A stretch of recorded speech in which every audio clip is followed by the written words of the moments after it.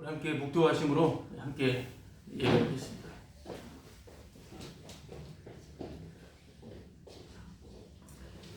그 얼굴은 해가 힘있게 비치는 것 같더라. 아멘. 상상한 하나님을 하나님으로 믿고 섬기며 그것이 진리이고 진짜인 양 살아갔던 저희들에게 쳐다볼 수 없는 태양빛처럼 빛을 비추사 우리의 실체를 낱낱이 폭로하시고 감히 내가 주님을 믿을 수 없음을, 오히려 주님을 죽인 가해자임을 알려주시고 그 예수 그리스도의 아버지이신 하나님을 바라보게 하시고 그 하나님을 믿는 믿음이 무엇인지 날마다 알려주시는 그 은혜 가운데 저희들 이렇게 주님 앞에 서 있습니다. 하나님 감사합니다. 주님, 태양과 달과 모든 우주 천체와 모든 하늘과 땅 그 안에 있는 모든 것들이 아들의 영광을 위하여 창조되었고 지금도 운행되고 있음을 주님의 놀라우신 경영하심 아래 저희들이 이렇게 숨쉬고 있음에 오늘도 그 주님의 영광과 그 일하심을 그 행하심이 어떠함을 말씀해 주시고자 부르신 주님의 은혜 가운데 저희들 이렇게 고개 숙이며 있습니다. 주님 감사합니다. 세상 영광에 눈이 멀어 미친 듯이 저 지옥 불구덩이로 달려가는 저희들을 지옥을 맛보게 하시고 진짜 지옥을 맛보게 하신 그 예수님을 우리의 믿음의 주요 구주이자 우리의 왕으로 삼으신 하나님의 놀라우신 많은 긍휼하심 앞에 정말 저희들 아무 할 말 없이 그저 주님께 감사하며 이 시간 함께 주님 앞에 모여 있습니다. 주님의 영광을 함께 보게 하시고 그 영광에 눈이 멀어 주님만 바라보는 그 기쁨과 그 평강을 맛보아 알 수 있는 은혜가 될 수 있도록 주님의 선하심으로 인도하여 주실 주님만 기대하며 주님만의 홀로 영광 받으시옵고 그 영광 함께 목도하는 시간 될 수 있도록 성령님 인도해 주옵소서. 예수님의 이름으로 기도합니다. 아멘. 함께 사도신경으로 신앙 고백하겠습니다. 전능하사 천지를 만드신 하나님 아버지를 내가 믿사오니 그 외아들 우리 주 예수 그리스도를 믿사오니 이는 성령으로 잉태하사 동정녀 마리아에게 나시고 본디오 빌라도에게 고난을 받아서 십자가에 못 박혀 죽으시고 장사한 지 사흘 만에 죽은 자 가운데서 다시 살아나시며 하늘에 오르사 전능하신 하나님 우편에 앉아 계시다. 산자와 죽은 자를 심판하러 오시리라. 성령을 믿사오며 거룩한 공의와 성도가 서로 교통하는 것과 죄를 사하여 주시는 것과 몸이 다히 사는 것과 영원히 사는 것을 믿사옵나이다. 아멘. 우리 찬송가 27장 부르겠습니다. 찬송가 27장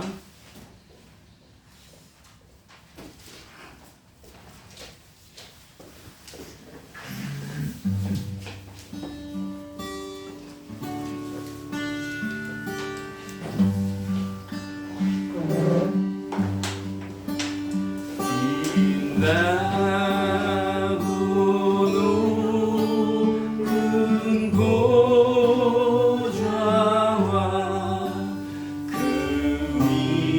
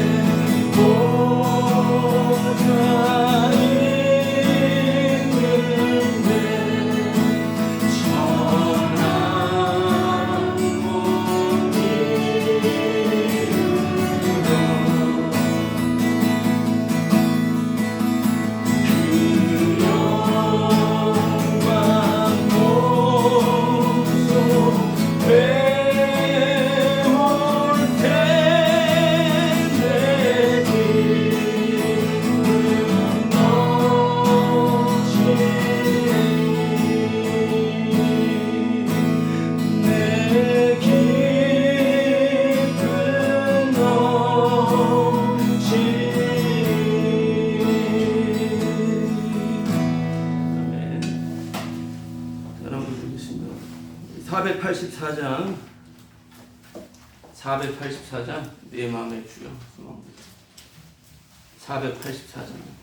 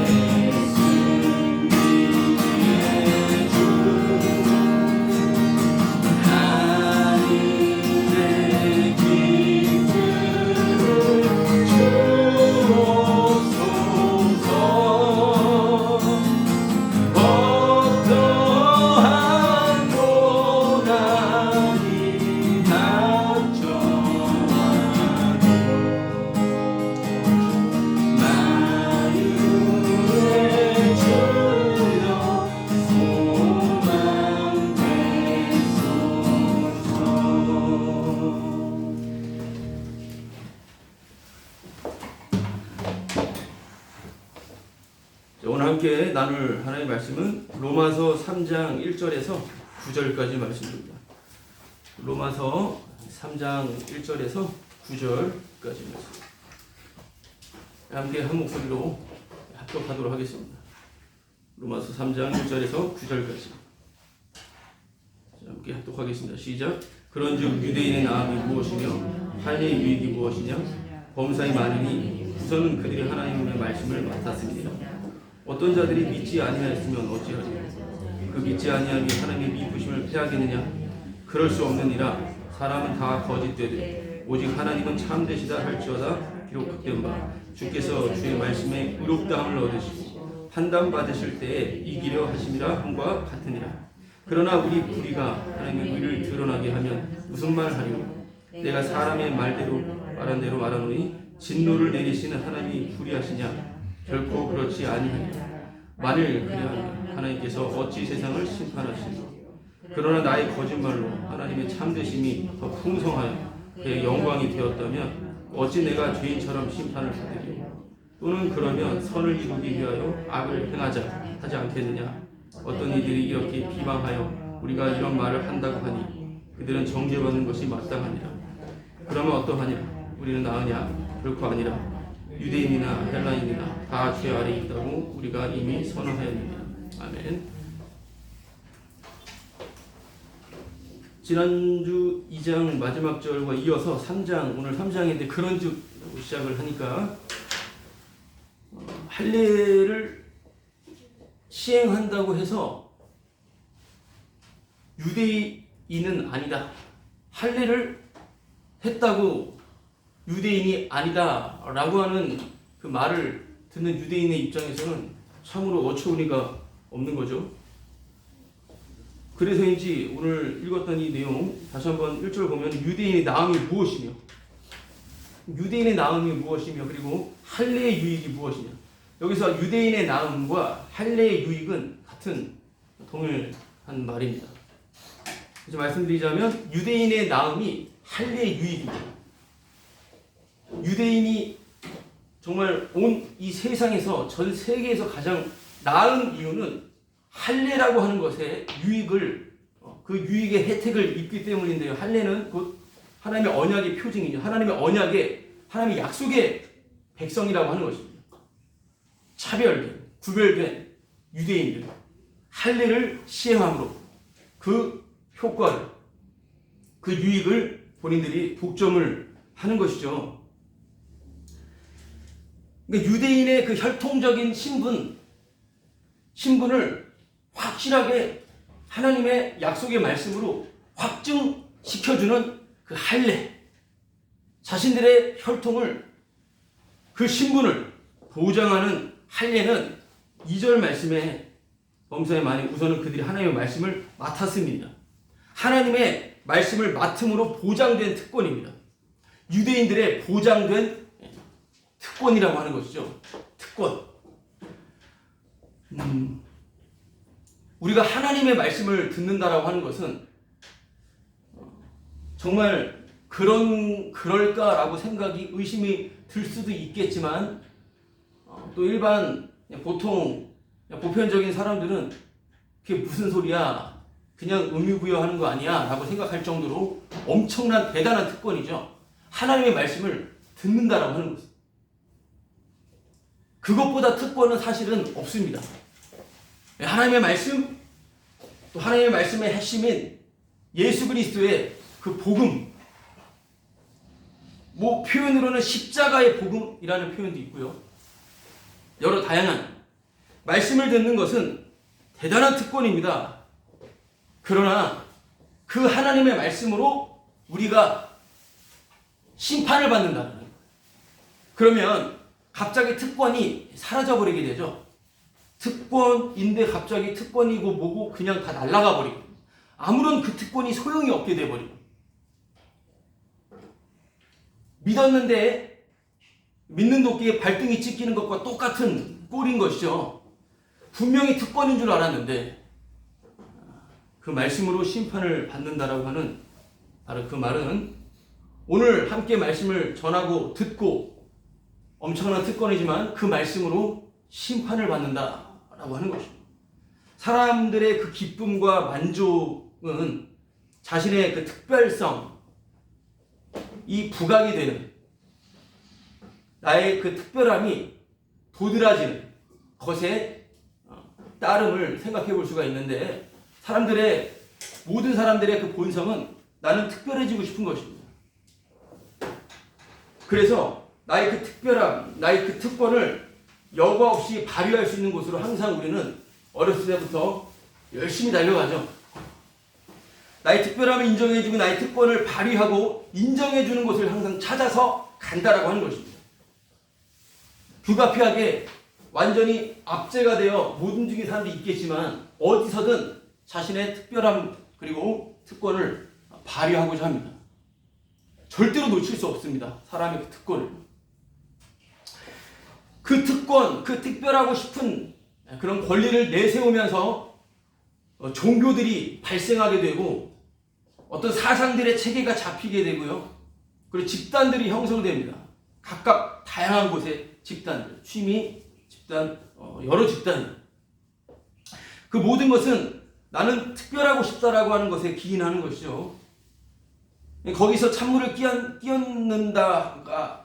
끼얹거나 아니면 그 자신의 특별함을 완전히 무시한다면 그거는 바로 공격 대상이 되어버리는 것입니다.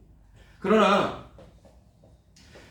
하나님의 말씀은, 성경은 어떤 인간도 특별하지 않다라고 분명히 말을 하고 있습니다.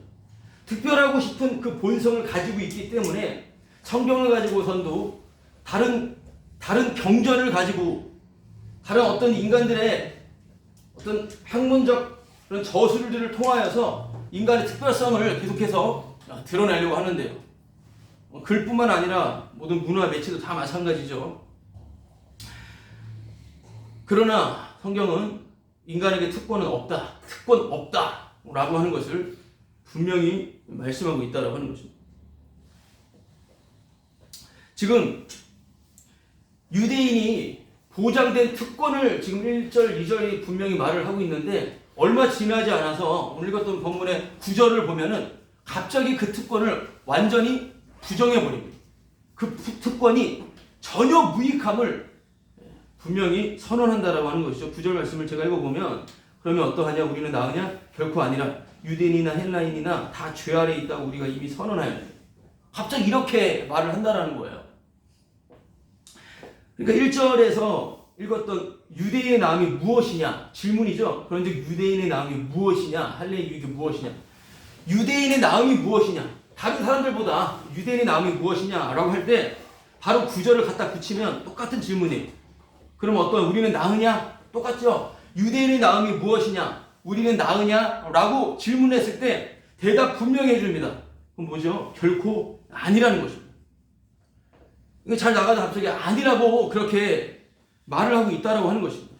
그러니까 유대인들에게 하나님의 말씀이 맡겨졌다라고 하는 그 특권, 그 사실, 그 특권, 잠시 작용했을지는 모르겠지만 심판받는다라고 하는 것입니다. 그 특권이고 뭐고 다 날아가 버리는 것이죠. 할례를 받으면 영원한 구원이다. 이게 유대인들의 신학이에요.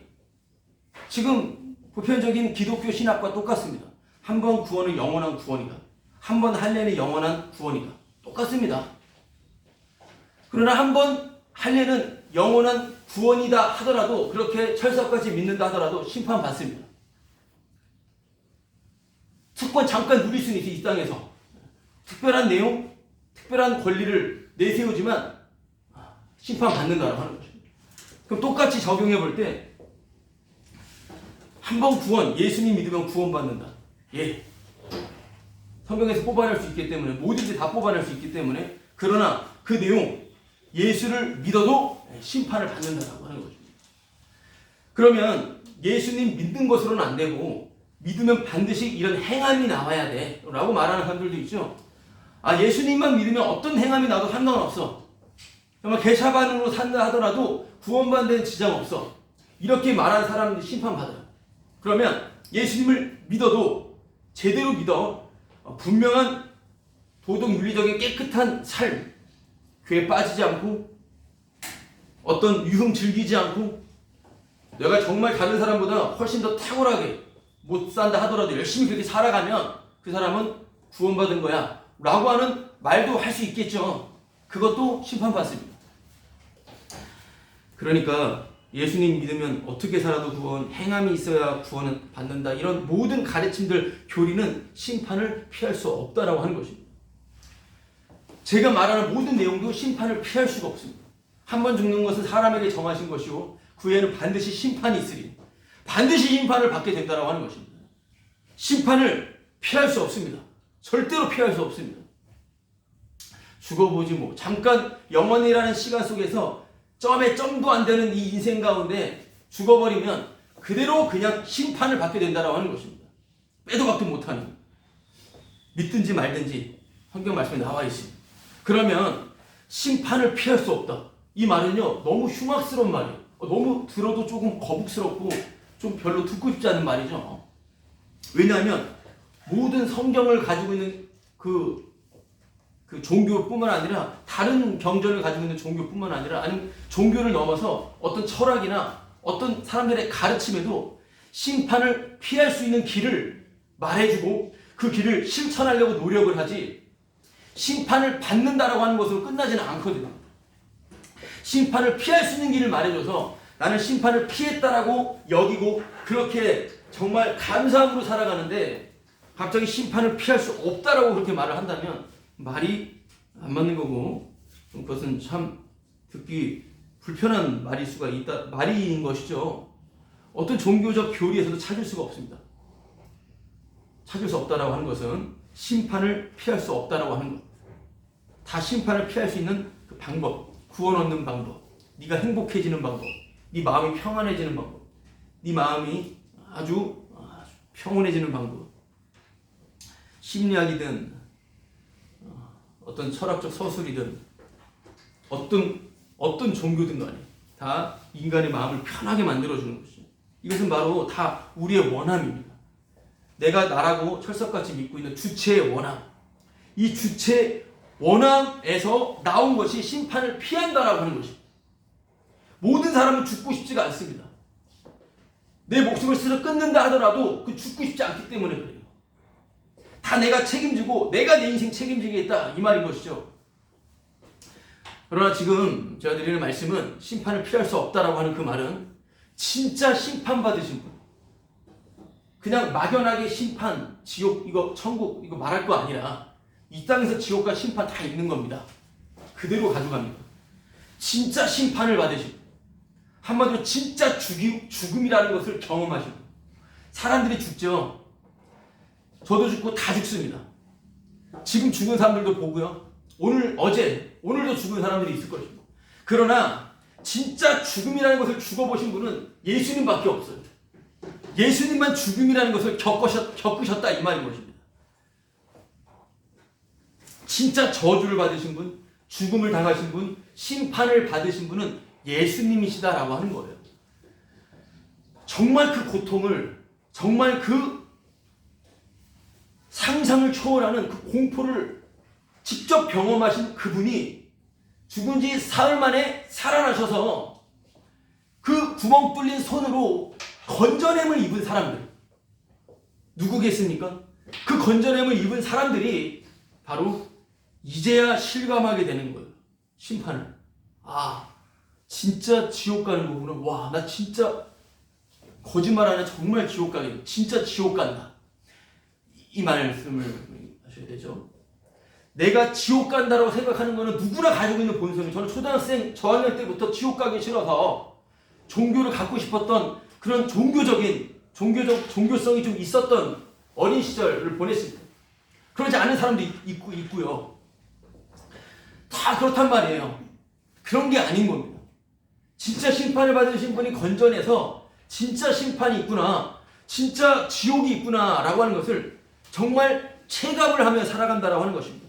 그것이 내 모든 행적이, 내 모든 행동들이 심판받아 마땅한 거구나 라고 하는 것을 계속해서 내 몸으로 체감하며 살아간다라고 하는 거예요. 진짜 지옥과 합당하구나.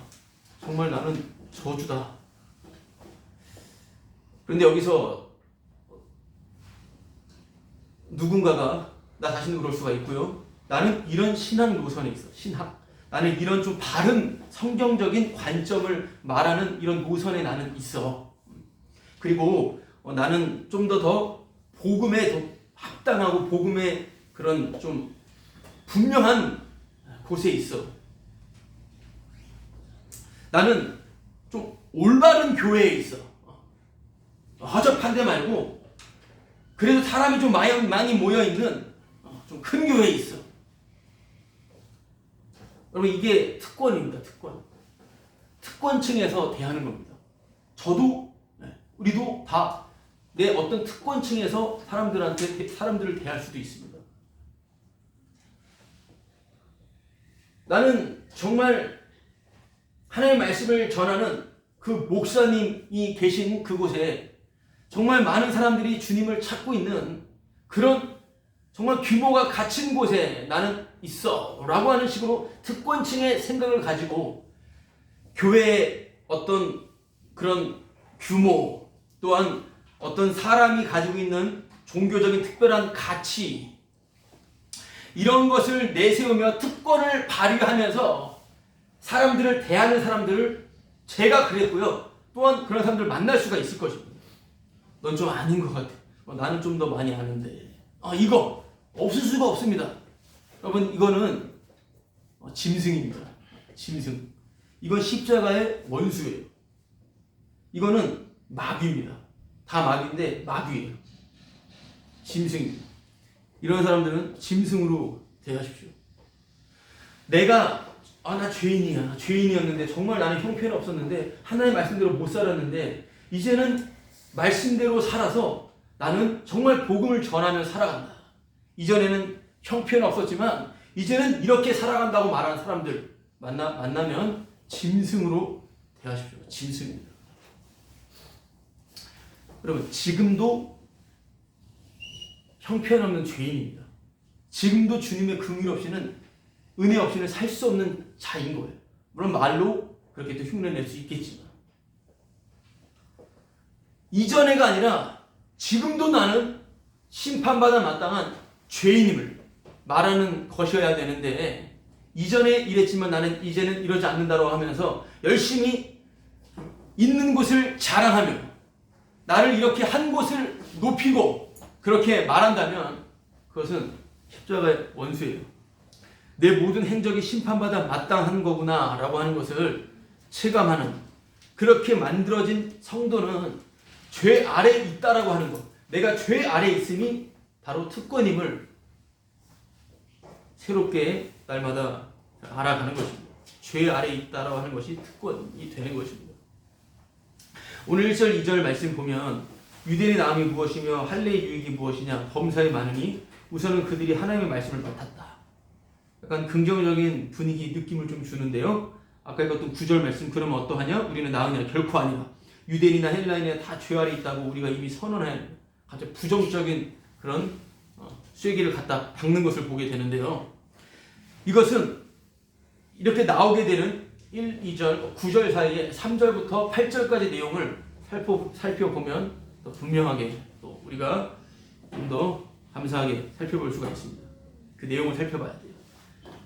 3절부터 8절까지죠. 그럼 3절 말씀 보면 어떤 자들이 믿지 아니하였으면 어찌하리요? 그 믿지 아니하면 하나님의 미쁘심을 패하겠냐? 미쁘시다라고 하는 표현은 좀 쓰지 않는 표현이지만 그냥 신실하다, 믿을만하다, 착실하다, 신실한 하나님을 말하고 있습니다. 3절, 하나님은 신실하신 분이십니다. 4절 말씀, 그럴 수 없는데 사람은 다 거짓되되 오직 하나님은 참되시다. 하나님은 참되시다. 하나님만 참이에요. 참. 자, 하나님은 신실하신 분이시고 하나님은 참되신 분이십니다. 그리고 5절 말씀, 그러나 우리의 불의가 하나님의 의를 드러나게 하는, 하나님은 의로우신 하나님. 그리고 여기서 우리가 보게 되는 것은 주님은 신실하시고 참되시고 의로우신 분이시다라고 하는 것입니다. 그분만이 그러합니다. 자, 그러한 하나님의 신실하심과 의와 하나님의 참되심을 돋보이게 하기 위하여, 그분만 돋보이게 하기 위하여 나오는 거 3절에 믿지 아니하시면 어찌, 그 믿지 아니, 불신, 믿음 없음, 그리고 4절 거짓됨, 5절 불의함, 그분의 신실하심과 참되심과 그분의 바로 의로우심을 돋보이게 하기 위하여 믿음 없음과 불의가 필연적으로 강조가 되어야 된다라고 하는 것입니다. 그래서 9절에 이르게 된 거예요. 다 죄 아래에 있다고 우리가 이미 선언하였느니라. 그러니까 유대인들은 불의하고 믿음이 하나도 없지만 하나님은 신실하게 참되게 일을 하신다. 하나님은 참되게 일하신다. 하나님만 일하신다. 하나님의 일하심의 결과가 죄 아래에 있다라고 하는 거예요. 하나님의 움직이심, 행동하심의 결과예요. 오늘 9절의 말씀이. 자, 다시 한번 살펴보면 3절 말씀 보면 어떤 자들이 믿지 아니하였으면 어찌하리요? 그 믿지 아니함이 하나님의 미쁘심을 패하겠냐?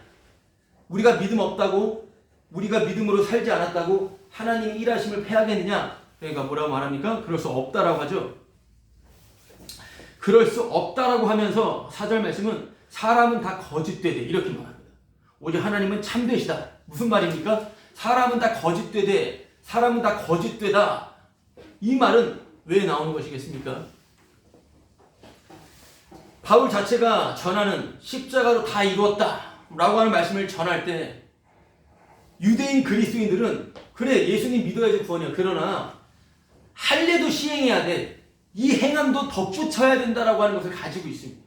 그러니까 자기들의 믿음은 온전한 믿음이라고 생각하는 거예요. 지금 이 말씀을 보시면 어떤 말입니까?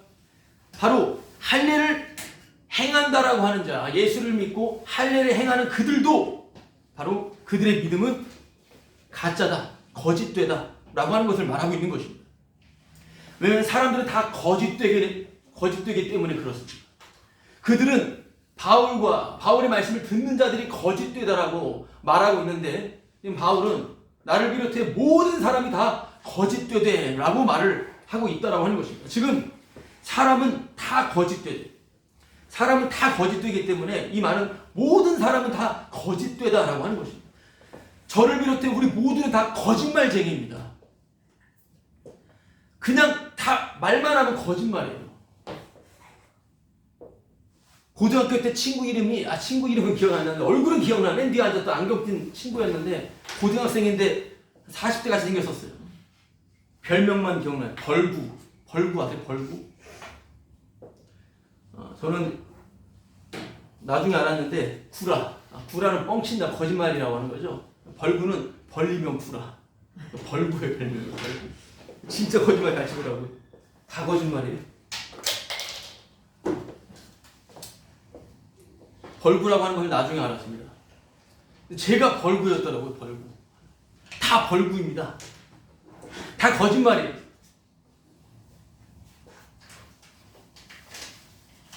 갑자기 용어를 까먹었네요. 무슨 요즘에 나오는 용어인데 자신의 권위로 그 사람을 이렇게 힘들게 만드는, 말로써 그 사람을 어렵게 만드는 그 어떤 폭력이라고 그러죠. 까먹었네요. 겉으로 안 그런 척하면서 뒤에서 권세를 휘둘러서 죽여버리는 겁니다. 그 사람 완전히 정신적으로 붕괴시키는 그런 것도 있고요. 겉으로는 웃으면서 대하지만 뒤에서 쳐버리는 그런 권세를 또 그렇게 움직이는, 모든 사람이 다 거짓입니다. 그냥 다 거짓이에요. 그럼 여기서 모든 사람이 거짓되되라고 했는데, 그러면 이 말씀을 듣고 끝내는 게 아니라 그럼 사람이 어디까지 가짜인지를 좀 생각해 볼 수도 있어요. 어디까지 가짜인가? 가짜가 아닌 것도 있을 수 있으니까 어디까지인가? 어디까지 가짜인지를 생각해 볼 때 가짜 아닌 게 없어요. 거짓이 아닌 게 없습니다.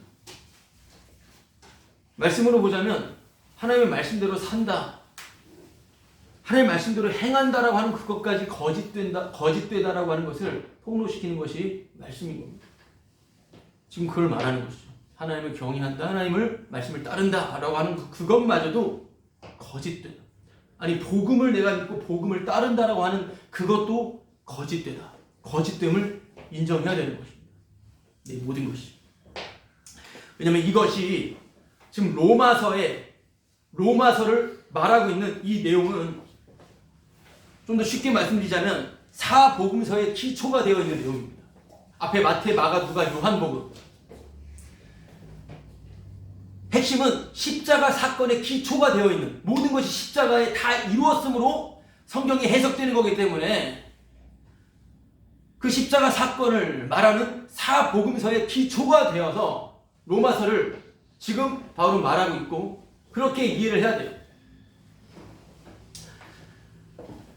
종과 횡으로 볼 때 사복음서에서 정말 추잡하고 정말 엉망진창이었고 하나님의 말씀에 합당하지 못했던 그들이 성령을 받고 나서 사도행전에서부터는 말씀대로 살아가는 능력을 나타냈다라고 하는 이러한 횡적으로 가는 것이 일반적 해석이라고 한다면 그것은 아니라고 말씀을 드렸습니다. 성경 자체는 그걸 말하는 게 아니라 굳이 표현하면 종으로서 위로 쌓아 올라가는 걸 볼 때 사복음서의 내용이 계속 반복이 된다라고 하는 것입니다. 사복음서의 핵심 중에 중요한 내용은 뭐냐면 성부와 성자가 곧 아버지와 아들이 선과 악을 새로 규정했다라고 하는 것입니다. 그렇게 봐야 되는 거죠. 아버지와 아들이 선악을 새롭게 규정했다라고 하는 그것을 통하여 바리새인들, 유대인들의 말씀 중심, 성경 중심의 삶이 바로 죄로 드러난다라고 하는 이것이 기본이에요. 이것이 중요한 것입니다. 그렇기 때문에 그 사복음서의 기초 배경, 그 십자가가 배경이 되어 있지 않으면 알아들을 수가 없는 것입니다. 알아들을 수 없기 때문에 내가 이전엔 죄인이었는데 말씀대로 살아야 되는데 한번 결단해서 말씀대로 살면서 이제 이게 말씀대로 사는 거예요. 다 거짓입니다. 그 거짓임을 알 수가 없는 거예요.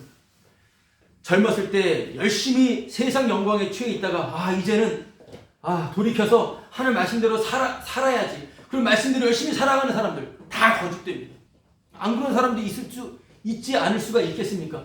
그런 거 생각할 것도 없이 그냥 그렇게 이전에는 이랬지만 지금은 이렇게 산다라고 말하는 사람들은 다 그냥 거짓된 거예요. 거짓된 거예요. 그러면서 여러 모양으로 자기의 종교를 뽐내고 자신의 신앙을 뽐내고 하나님을 믿는 자의 모습으로 자기를 자랑하는 것밖에 안 나타납니다. 이런 거짓됨으로 인간 자체가 거짓되기 때문에 거짓됨 자체로 참된 것은 알 수가 없습니다. 우리가 거짓됐기 때문에 참이라고 하는 것은 선은 우리 안에 있을 수가 없습니다. 우리의 선도 다 거짓이라고 하는 것이죠. 거짓이기 때문에 이미 안다고 하는 하나님도 복음도 다 아닙니다. 다 아니라고 하는 거예요. 오히려 복음은 나의 거짓됨을 폭로시키면서 표출시키면서 그 복음의 그 본연의 의미를 복음이 나타낸다라고 하는 것을 우리는 그냥 목격할 뿐이라고 하는 것입니다. 복음은 항상 나의 거짓됨을 폭로하면서 실체를 드러낸다라고 하는 거예요. 그래서 내가 복음을 안다라고 설명하는 거예요. 지금 제가 이만큼 복음을 아니까 설명한다. 시간이 지날수록 더 아니에요. 더 아닙니다.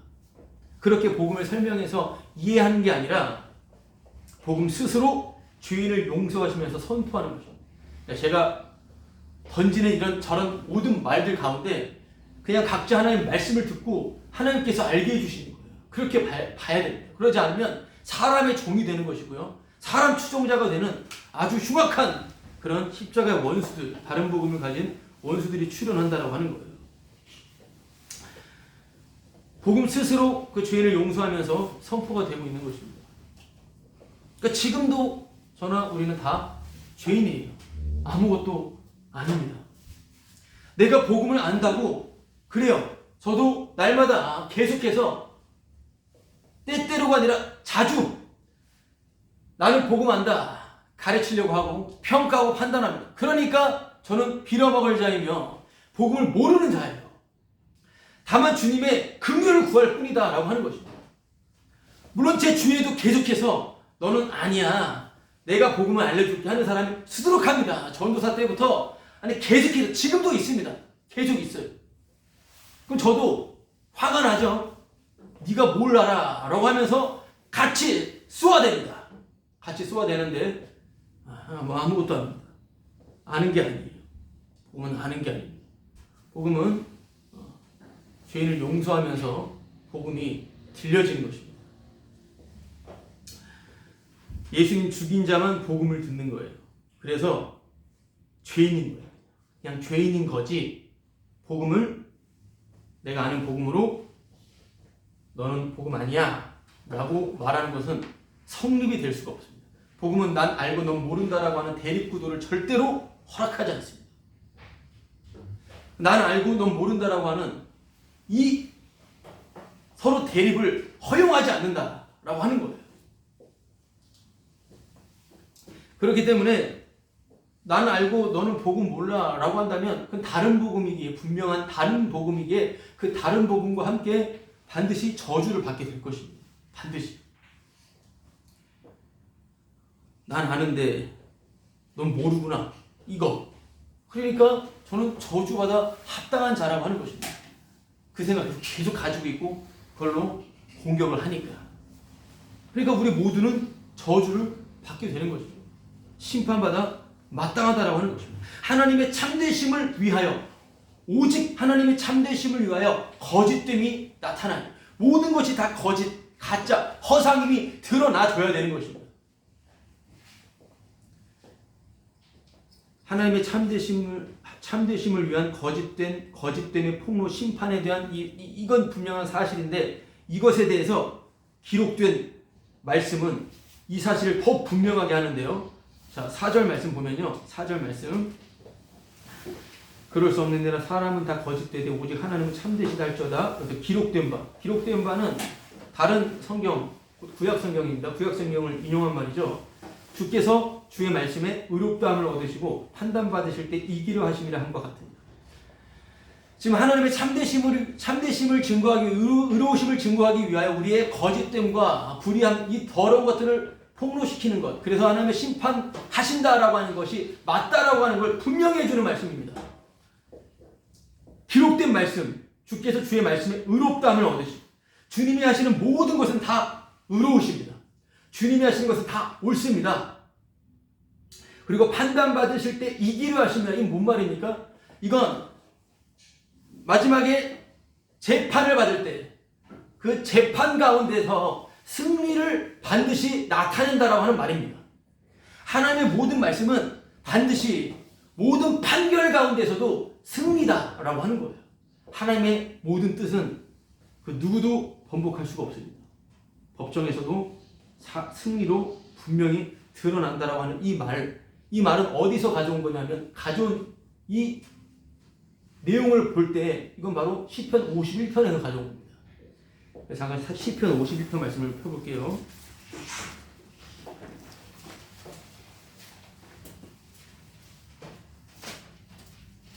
시편 51편 4절 말씀이 바로 방금 그 로마서 말씀, 그 말씀 때 인용한 기록된 바 나온 말씀입니다. 시편 51편 4절 말씀 제가 읽어보겠습니다. 내가 주께만 범죄하여 주의 목전에 악을 행하였사오니 주께서 말씀하실 때 의로우시다 하고 주께서 심판하실 때 순전하시다 하리다. 뒤에 나오는 말씀이 같은 말씀이죠. 약간 좀 다른 것처럼 보이지만 같은 말씀입니다. 이 말씀이 뭐냐면 다윗의 시편인데요. 내가 주께만 범죄하여, 한마디로 다윗은 자신의 죄를 고백하고 있어요. 자신의 죄를 고백하면서 하나님의 판단은 의롭다, 하나님의 판단은 순전하다, 심판은 정당하다, 나는 심판받아 마땅하다, 이걸 지금 말하고 있는 거예요. 주님의 하신 일은 맞다라고 하는 거예요. 여기서 심판받지 않으려고 하는 게 아니라 이 정당하다. 그럼 이 내용은 어떤 내용이냐면, 이 시편은 어떤 내용인지 아시죠? 아실 분들은 많이 아시는데, 다윗이 밧세바를 범하고 나서 밧세바와 동침한 이후에 그 죄로 인한 두려움 가운데 그 남편을 죽이죠. 죽이고 난 이후에 시간이 좀 흐릅니다.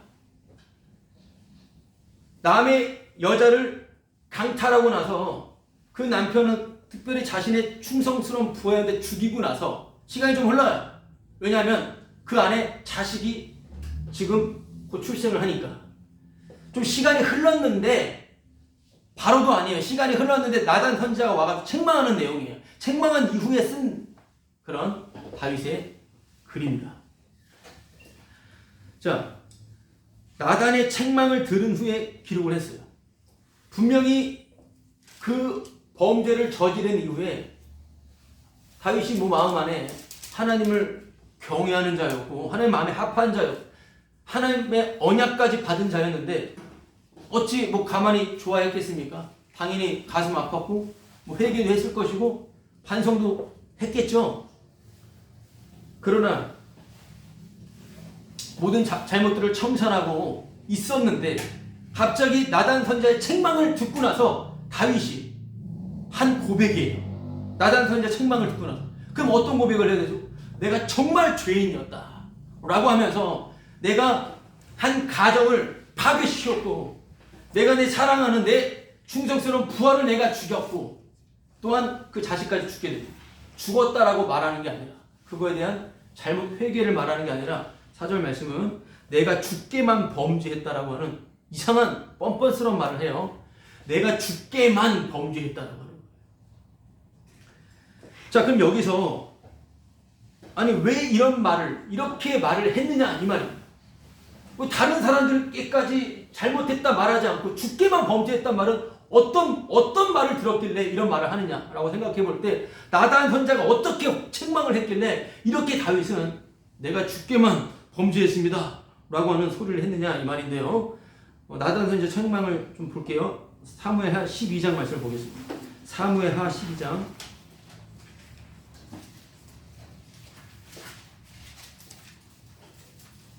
사무엘하 12장 7절에서 9절까지를 제가 좀 읽어보도록 하겠습니다. 나단이 다윗에게 이르되 당신이 그 사람이라. 이스라엘 하나님 여호와께서 이와 같이 이르시기를 내가 너를 이스라엘 왕으로 기름 붓기 위하여 너를 사울의 손에서 구원하고 네 주인의 집을 내게 주고 네 주인의 아내들을 내 품에 두고 이스라엘과 유다 족속을 내게 맡겼는데 만일 그것이 부족하였을 것 같으면 내가 내게 이것저것을 더 주었으리라. 그런데 어찌하여 네가 여호와의 말씀을 업신여기고 나 보기에 악을 행하였느냐. 네가 칼로 햇사람 우리아를 치되 암몬 사람의 칼로 죽이고 그의 아내를 빼앗아 네 아내로 삼았다. 자, 이런 책망을 들었을 때, 자, 이 나단 선자의 이 책망은 단순히 다윗이 간음을 했고 살인을 했다라는 것에 포커스를 맞추지 않아요. 그러면 지금도 나는 그래도 간음은 하지 않았고 나는 그래도 살인까지는 하지 않았어. 이렇게 말한 사람이 나타날 수가 있겠지만 그러나 그것도 인간의 생각뿐이고요. 예수님께서는 복음서 마태복음에서 산상수훈에서 그 누구도 빠짐없이 간음자요 살인자라고 하는 것을 분명히 드러냈어요. 마음속으로 행한 것이 실제로 행한 것이라고 하는 것을 말씀하셨기 때문에 누구도 벗어날 수 없음을 말했습니다. 결국 그것은 예수님보다 다른 것을 더 사랑하는 것이 간음이고 내가 예수님을 미워하는 것 그 자체가 살인인 것을 얘기하는 것이지만 모든 것에 예수님을 포커스 맞추는 거니까. 그런데 여기서 나단의 책망은 뭐였습니까? 나단의 책망은 바로 8절 말씀이었어요. 하나님이 너한테 부족함 없이 줬는데 이거예요. 부족함 없이 다 줬는데 너를 이스라엘 왕으로 기름 붓기 위하여 너를 사울의 손에서 구원했고 네 주인의 집을 너에게 줬고 네 주인의 아내들 사울의 딸 주인의 아내들을 네 품에 두고 이스라엘과 유다 족속을 내게 맡겼는데 만약 그것이 부족하였을 것 같으면 내가 내게 이것저것을 더 주었으리라. 하나님이 다윗에게 주실 것을 부족함 없이 다 주셨는데 하나님께서 우리에게 부족함 없이 다 주셨습니다. 다 주셨는데 그 족한 줄 모르고 남의 것을 탐하며 그 남의 것에 눈독을 들이며 자신의 욕심을 채우고자 살아가는 그 모습을 지금 말하는 거예요. 이것이 사람이 아닌 하나님께 죄를 범한 것입니다. 왜냐하면 사람에게는 선심을 베풀고 선행을 나타낼 수 있습니다. 얼마든지 자신의 죄를 감출 수가 있습니다. 저는 이 복음교회 안에서는 남들 열심히 말씀대로 살려고 몸부림치는 사람으로 보일 수 있겠지만 다른 쪽에서는 쓰레기입니다. 물론 지금도 쓰레기입니다. 이 사람 저 사람 상대적으로 이 사람한테는 와 정말 착하다, 정말 와 너 정말 청순하다, 너 정말 와 정말 선하다. 다른 데서는 정말 너는 못돼 처먹었구나, 나쁜 놈. 이런 말을 상대적으로 어디서든 사람들은 다 자신을 감출 수가 있습니다. 어떤 사람에겐 죄인으로 안 보고 어떤 사람은 죄 안 짓는 것처럼 볼 수 있다 이 말이에요. 그런데 지금 하는 말이 하나님이 부족함 없이 줬는데 이거에 족한 줄 모르고 남의 것을 탐하며 욕심을 채운다고 하는 것이 들통났을 때는 이거는 완전히 벌거벗긴 채로 하나님 앞에 죄인임으로 드러난다고 하는 거예요. 나는 정말 욕심 덩어리였구나. 나는 정말 죄덩어리였구나. 나는 그냥 사망 그 자체였구나 라고 하는 것을 다윗은 알게 된 거예요. 숨길 수가 없으면 알게 된 거예요. 이 사람한테는 욕심 없는 정말 하나님을 사랑하는 사람, 저 사람. 근데 이제 비로소 나단 선자의 그 책망을 통해서 하나님이 난 모든 것이 그냥 죄였음을 알게 된 것입니다. 나는 그냥 죄 따로 나 따로가 아니라 내가 죄를 지을 수 있고 안 지을 수 있는 선택, 이런 실력이 있는 자가 아니라 나는 그냥 죄덩어리, 죄가 나고 내가 곧 죄다. 그냥 죄와 나가 하나다. 그냥 죄의 원소로 이루어져 있다. 죄 세포로 이루어져 있다. 그냥 죄 장아찌다. 그냥 나는 그냥 죄덩어리다 라고 하는 것을 다윗이 알게 되면서 여기서 했던 말이, 다시 시편 51편 보면은 3절, 51편 3절에 무릇 나는 내 죄과를 알고 내 죄가 항상 내 앞에 있나이다. 내 죄가 항상 내 앞에 있나이다. 이렇게 고백을 하고 있는 것입니다. 내 죄가 항상 내 앞에 있다라고 하는 거. 무슨 말입니까? 죄가 한 번도 나를 떠난 적이 없다. 나는 죄를 단 한 번도 떠난 적이 없다. 죄를 끌어안고 있다. 죄가 너무나 좋다라는 거예요. 너무나 포근하고 너무나 나를 부드럽게 해주고 나를 너무나 달콤하게 해주는 이 죄를 단 한 번도 떠난 적이 없다라고 하는 것입니다. 단 한 번도. 단 한 번도. 항상. 그런데 내가 사실 선한 일을 하면요, 죄인인 것을 잠깐 잊어버립니다. 내가 나한테 착하면, 내가 나한테 착해지면 자기 연민에 빠지게 되고요, 그때는 죄인인 걸 절대로 가늠할 수가 없어요. 그러니까 그럼 다윗은 지금 그런 게 아니라 그냥 나는 죄인이구나, 이걸 알게 된 것입니다. 새 언약이 박히면요, 주님의 말씀을 그냥 때려버리고 주의 말씀이 박혀버리면 나는 무엇을 해도 하나님을 죽이는, 하나님을 마음에 두기 싫어하고 예수님을 잡아 죽이고자 하는, 예수를 죽인 그런 가해자라고 하는 것을 날마다 알게 되는 거예요. 그리고 날마다 예수님을 죽인 죄다라고 하는 것을 날마다 듣게 되는 거예요. 말씀이 박혀 있으니까 날마다 그 말씀이 들려지는 것입니다. 물론 이 새 언약, 성령이라고 하고요, 이것이 박히지 않는다 하더라도 들을 수는 있습니다. 새 언약이 박히지 않아도 넌 무엇을 해도 다 죄야. 들을 수 있습니다. 들을 수 있어요. 복음을 전하는 사람들, 저 따위는 빼버리고 복음을 전하는 사람들이 있는데 그들에게도 많은 사람들이 들었고요, 이런 작은 모임 안에서도 많은 사람들이 듣고 오갔습니다. 뭘 해도 죄야. 뭘 해도 그냥 아무것도 의미가 없는 죄다 라고 했었던 말을 다 듣고 가는데, 아니 이건 죄 아닌데, 새 언약이 박히지 않다 하더라도 누구라도 들을 수 있다.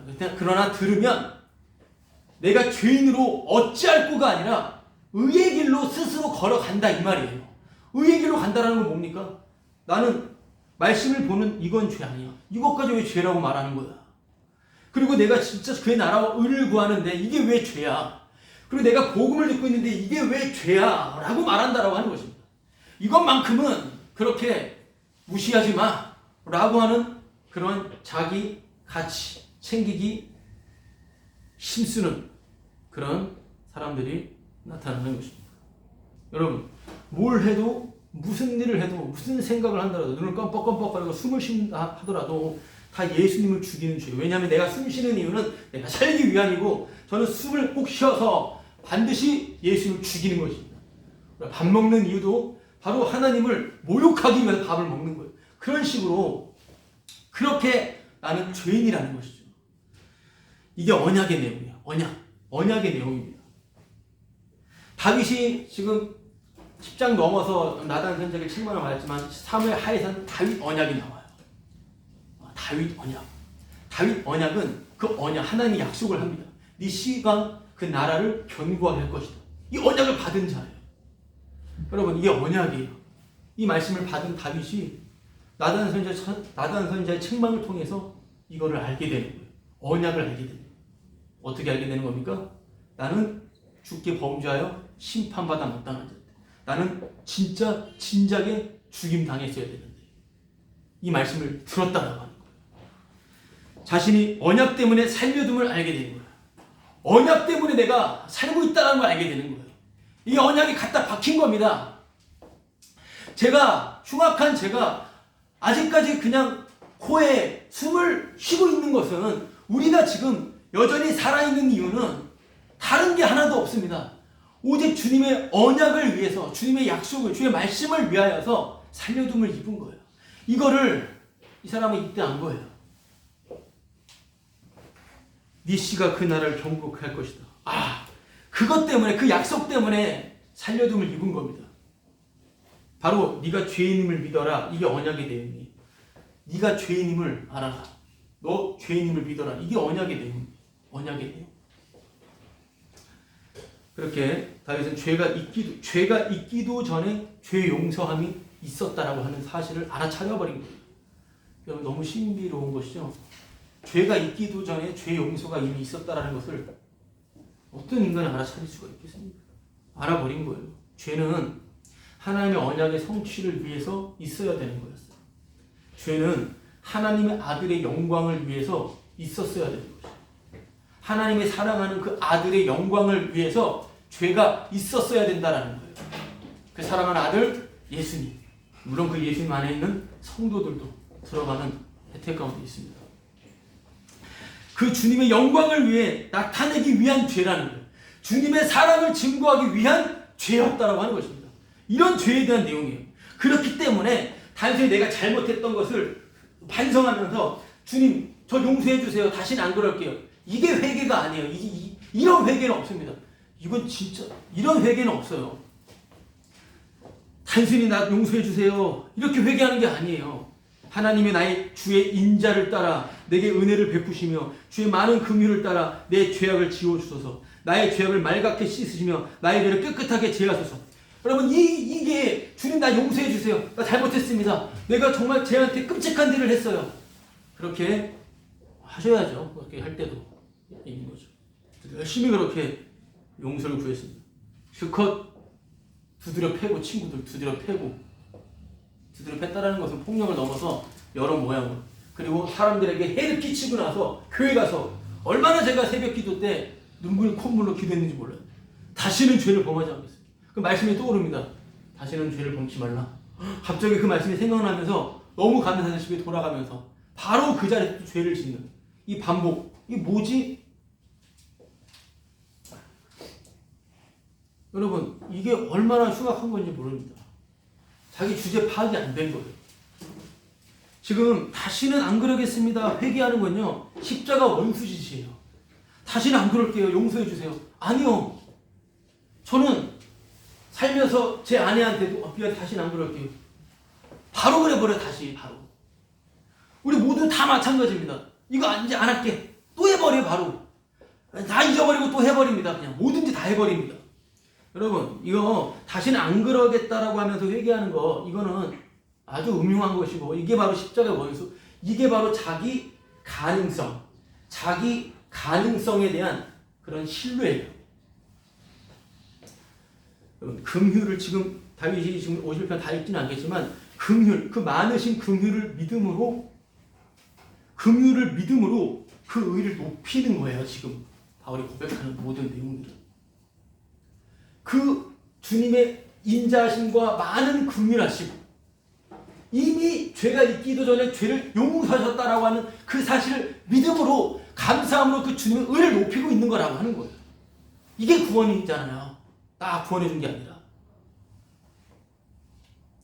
내가 안 그러겠다라고 회개하는 것 자체는 내가 살고자 하는 거 아닙니까? 복음 자체는 뭡니까 지금? 이미 다 죽은 자로 다 드러내버리고 주님이 그냥 건져낸 거잖아요. 그렇기 때문에 나는 심판받아 마땅한 자였구나를 날마다 창조적으로 아는 거지 않습니까? 이게 회개라는 거예요. 이게 회개. 이게 구원이에요.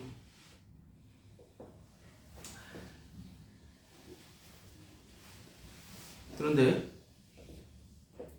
이미 용서됨을 그 구원을 감사함으로 은혜를 높이고 있는 것인데 내가 구원을 위해서 그렇게 해나간다면 이미 성령도 오신 것도 아니고 그냥 자꾸만 자기가 더 나은 인간이 되고자 하는 발악밖에 안 된다고 하는 거죠.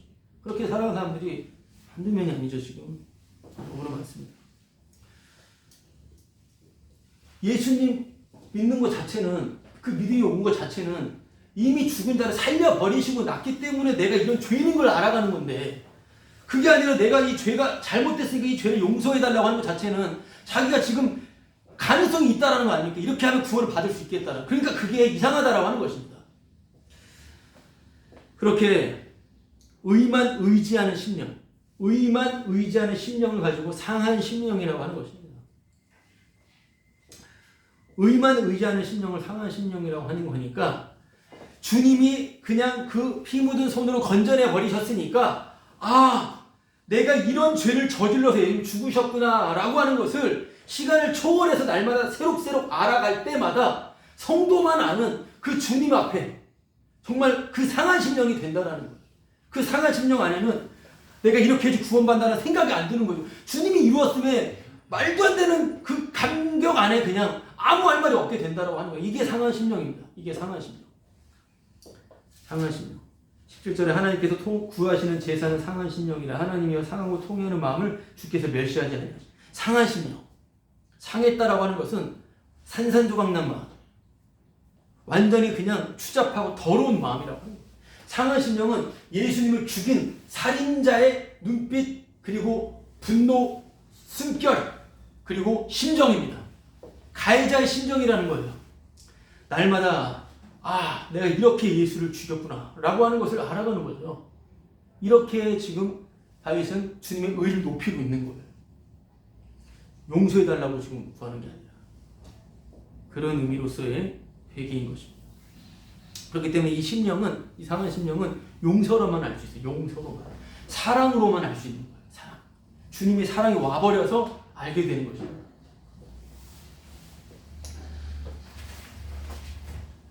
본문 5절 다시 로마서 3장 5절 말씀 보면은 그러나 우리 불의가 하나님의 의를 드러나게 하면 무슨 말 하죠? 우리의 더러움이 하나님의 의를 드러낸다. 다이아몬드는 검정색 벨벳 바탕에 그 돋보이도록 꽂혀 있습니다. 검정색. 왜냐하면 다이아몬드만 오롯이 반짝반짝 빛나야 되기 때문에. 우리는 그냥 흑암, 우리는 어둠, 우리는 그냥 검정입니다. 우리 자체가 바로 십자가만 반짝반짝 빛나게 하기 위하여. 그렇게 우리의 믿음 없음과 우리의 불의함은, 우리의 더러움, 우리의 거짓됨, 우리의 죄는 주님의 의를 빛나게 하는 것이라고 하는 거예요. 그래서 다시 5절 말씀 보면 내가 사람의 말하는 대로 말하노라. 사람의 말하는 대로 말한다. 사람의 말하는 게 뭡니까? 이것은 바로 새 언약이 박히지 않는 사람들의 사고방식, 거듭나지 않는 사람들의 사고방식, 한마디로 주의 성령의 영에 인도받지 못하는 사람들의 사고방식이에요. 자, 그 사람들은 어떻게 생각합니까? 어떻게 생각하냐면 진노를 내리신 하나님이 불의하시냐? 이 말은 뭐냐면 그래, 하나님이 자신의 의를 드러내기 위해서 죄를 사용해서 죄를 드러나게 만든 거야? 그런 거야? 라고 할 때 그 죄를 드러내기 위하여 의가 의답게 됐다면 하나님이 그 죄를 심판하는 것 자체는 말도 안 된다. 그 심판 자체가 불의한 거 아니냐라고 지금 그렇게 말을 하고 그런 생각을 하는 것 자체가 새 언약에 박히지 않은 사람들의 사고방식입니다.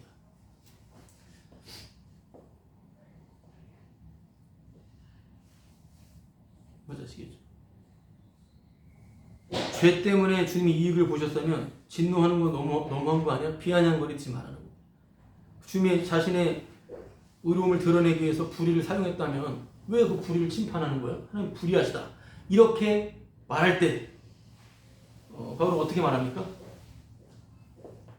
6절 아니다. 결코 그렇지 아니하니라 이렇게 말합니다. 만일 그러하면 하나님께서 어찌 세상을 심판하시오? 여러분, 하나님은 세상을 심판하기 위해서 의로운 근거가 되는 죄에 대한 분명한 심판을 하신다 이 말입니다. 죄를 용인하는 시, 죄를 용납할 때 의로운 심판 자체가 날아가 버리죠. 바울은 분명히 아니라고 하는 거예요. 심판한다라는 거예요. 죄에 대해서 절대 죄를 넘어가지 않는다라고 하는 거예요. 어떻게 생각을 하십니까? 주님이 그 죄를 드러내서 주님의 의를 드러내기 위해 그 죄를 소위 사용했는데 지금 그 죄를 갖다 심판해 버린다라고 지금 말하는 것처럼 들리지 않습니까? 그럼 죄가 뭔지를 알아야 되죠. 죄는 뭐냐면 7절 8절에 나옵니다. 그러나 나의 거짓말로 하나님의 참되심이 더 풍성하여 그 영광이 되었다. 어찌 내가 죄인처럼 심판받으리? 이런 말을 합니다. 내가 죄를 지어서 거짓말해서 하나님이 더 참되심이 풍성하여 영광이 나타났다면 내가 어떻게 심판을 받겠냐? 갑자기 이런 말을 하고요. 7절 8절 또는 그러면 선을 이루기 위하여 악을 행하자 하지 않겠느냐? 어떤 이들이 이렇게 비방하여 우리가 이런 말을 한다고 하니 그들은 정죄받는 것이 마땅한다. 이렇게 말을 합니다. 여기서 비방하는 거예요. 비방이 죄예요. 비방하는 건 뭘 비방하는 거냐면 바울은 십자가로 다 이뤘음만 증거하고 있습니다. 십자가만 증거하고 있다 이 말이에요. 십자가 홀로 다 이룬 것을. 그런데 자꾸 이걸 말하니까 이 사람은 말씀을 왜곡하고 있다라고 지금 말하는 거예요. 그리고 죄를 허가해서 죄를 노골적으로 짓게 만드는 이런 흉악한 죄 전파자다라고 이렇게 비방을 하고 있다라고 하는 이게 지금 죄라고 말하는 것입니다. 이게 죄라고. 이게 심판받을 죄라는 거예요. 거짓말이 참되심을 나타내고 악이 선을 나타낸다라고 하는 이 말 비방이 바로 죄라는 것입니다. 십자가가 십자가답게 드러내기 위하여 이 모든 불의와 이런 것들이 다 사용된 것인데 그것이 말도 안 된다라고 십자가에 다 이루심을 공격하는 그게 죄라는 거예요. 죄는 십자가에서 다 이뤘다라고 하는 외침은 그 예수님을 공격하는 게 바로 죄인 거예요. 죄는. 그래서 죄는 언약 안에서와 언약 밖에서의 차이로 우리가 생각을 해볼 수가 있는데요. 죄라고 하는 것을 언약 안과 언약 밖으로. 언약 안에서의 죄는 뭐냐면 언약 안, 영이라고도 하고요. 하나님 약속 말씀 안.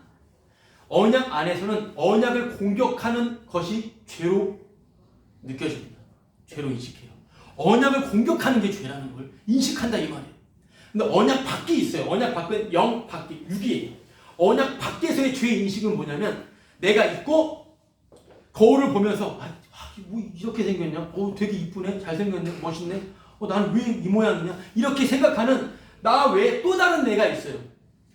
나를 평가하는 또 다른 그 나와 서로 대조가 되고 그 내가 자꾸만 나를 평가합니다. 그리고 나 말고 그 또 다른 나가 계속해서 차이를 인식하는 바로 그 상태가 언약 밖의 사람들의 상태인데 그렇게 그 자신의 나와 또 다른 나의 차이점이 인식이 되면서 나타나는 죄에 대한 공포감이에요.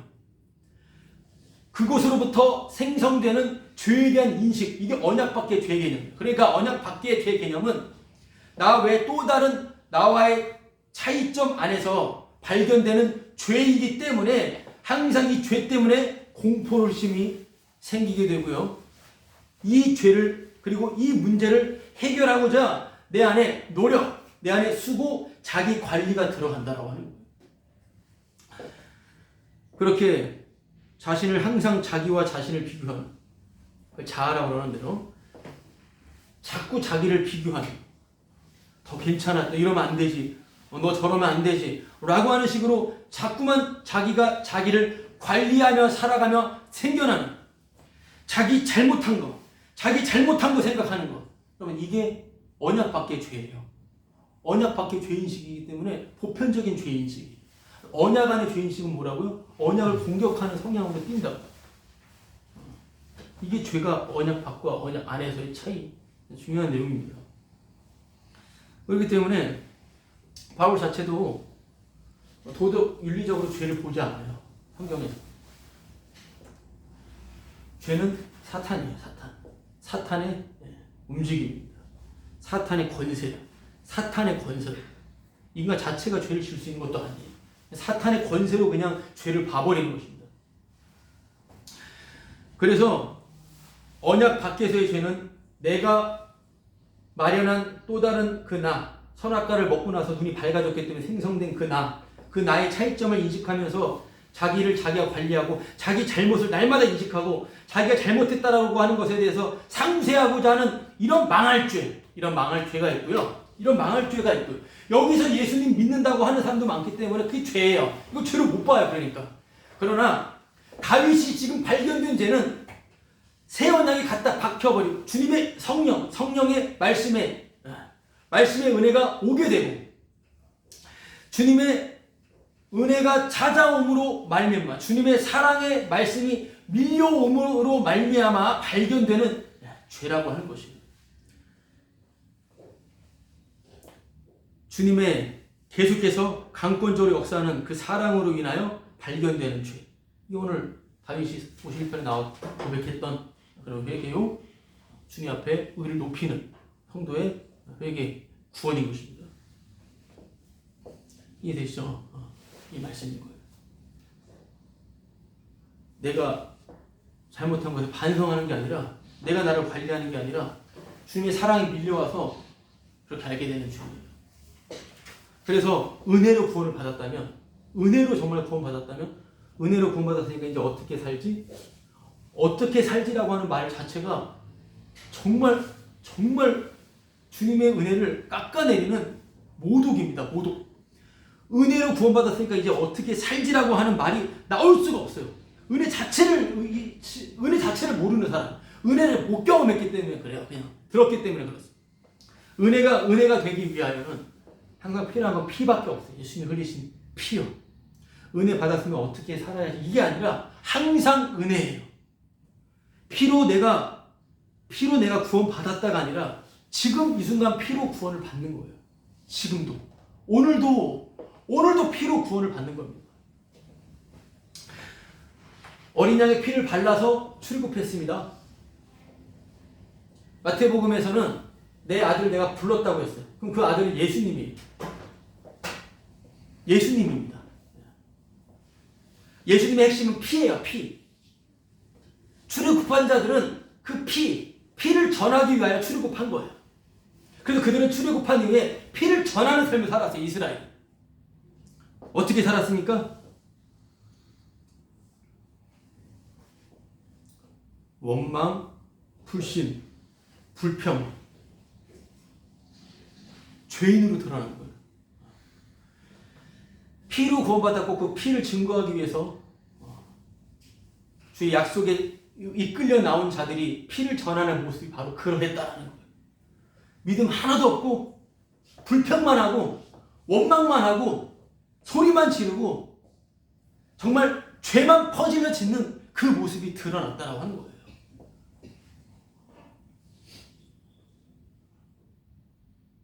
주님이 하신 거죠. 우리의 모습을 볼 때, 저의 모습을 볼 때 우리가 한 것이라고는 그것밖에 없어요. 더러움밖에 없습니다. 피를 뜯어내버리면 더러움밖에 없습니다. 흉악한 것밖에 없다 이 말인 것입니다. 주님이 그냥 혼자 다 이루신 거예요.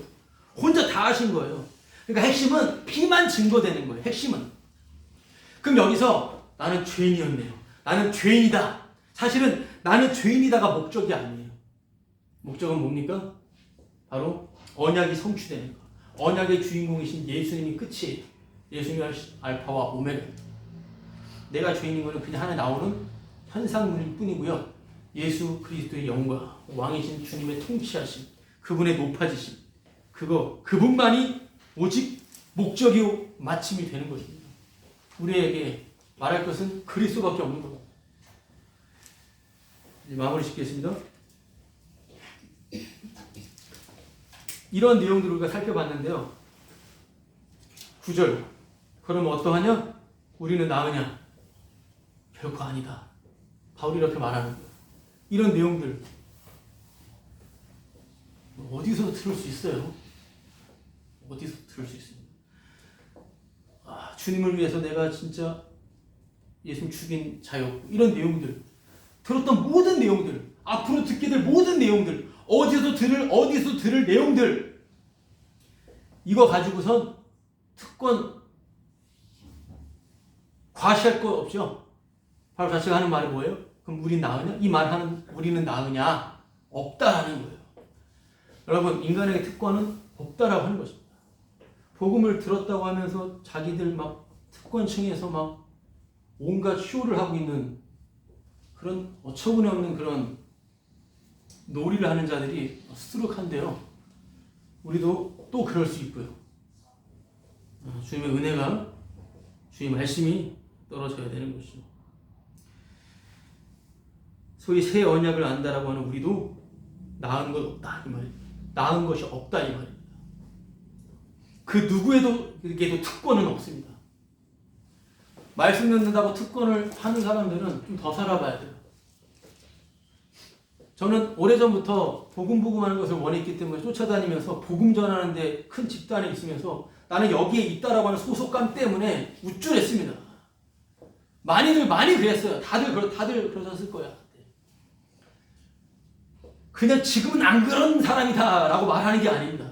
지금도 계속 그런 거예요, 우리는. 그러나 계속 주님이 고백하게 하시는 거예요. 나은 것이 하나도 없다.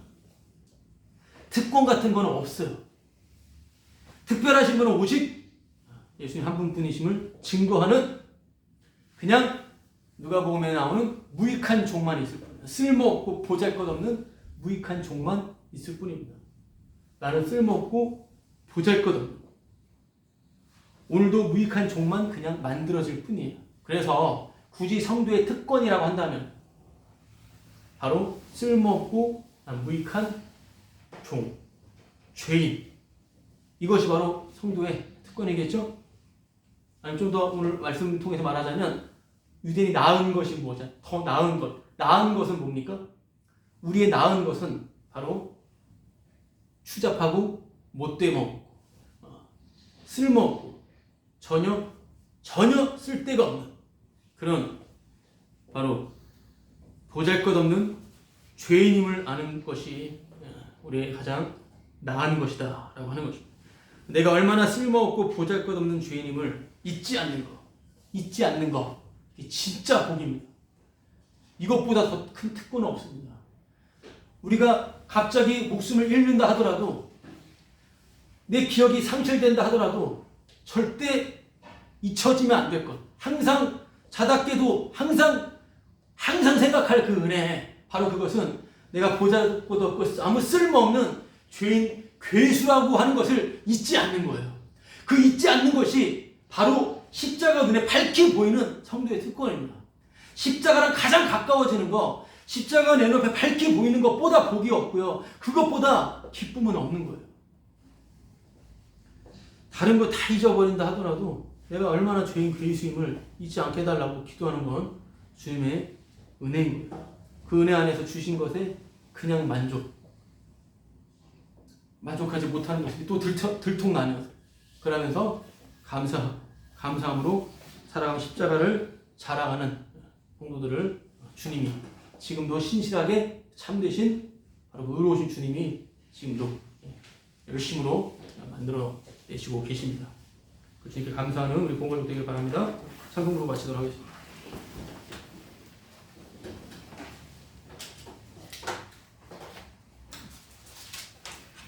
540장 부르겠습니다. 찬송가 540장.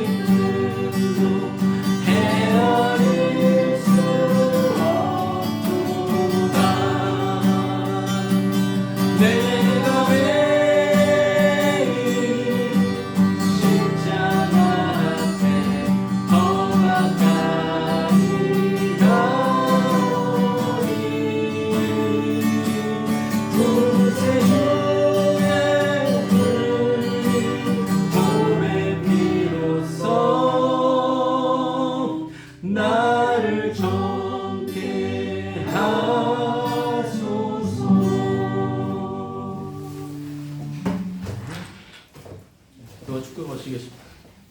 하나님 아버지, 주 예수보다 더 귀한 것은 없네. 주님이 우리에게 가장 좋은 것을 주셨습니다. 상상할 수 없는 것을, 가장 큰 놀라운 선물을, 기적을 베푸셨습니다. 우리에게 주신 가장 놀라운 것은, 가장 귀한 것은 바로 십자가에서 다 이루신 주님의 죄 용서하십니다. 그 용서의 세계 속에서 살아가는 자는 나는 괜찮고 너는 못났어 라고 하는 것이 용납이 안 됨을 우리가 생각해 봅니다. 주님, 베푸신 것이 너무나 많은데 자족하지 못하며 살아가는 우리의 모습들.